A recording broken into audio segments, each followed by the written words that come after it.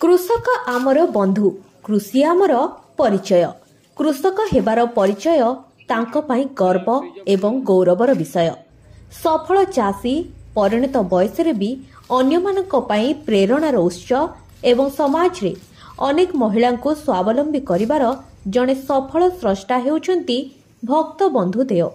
चाष प्रति निजर अहेतुक दुर्बलता तांको सरकारी चाकरी रे बांधी पारि नथिला।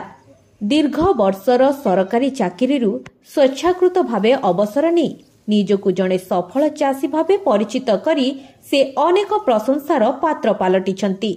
ए हेउछंती सुंदरगढ़ जिला बनाई उपखंड बाबुनुआगां ग्रामर भक्त बंधु देव। बयस 73 टपिलाणी तथापि सार पूरा फिट।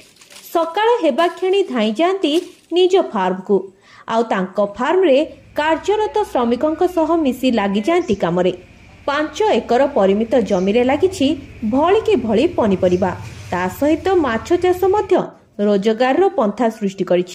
मोर ना भक्त बंधु देव घर बाबुनुआगां मु 1973 मसीह फरेस्ट डिपार्टमेंट केन्दुलिबे चाकरी करी चाकरी प्राय मोर 30 वर्ष 31 वर्ष चाकरी करी तापर मोर मन रे गोटे इच्छा है जे मुझे चाकरी देदेवी भिआर देदेली 7 वर्ष चाकरी चला तापर मु गोटे फार्म हाउस स्टार्ट कली।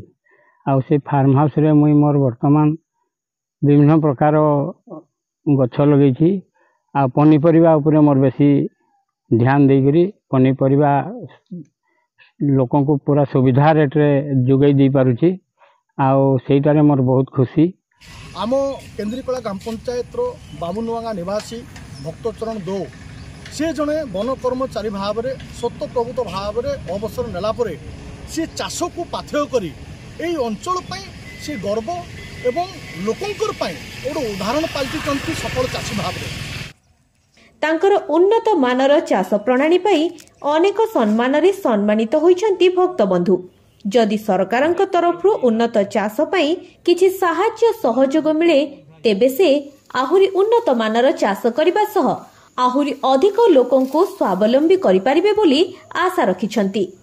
बनाईरू हेमंत पात्रक रिपोर्ट, टाइम्स ऑफ ओडिशा।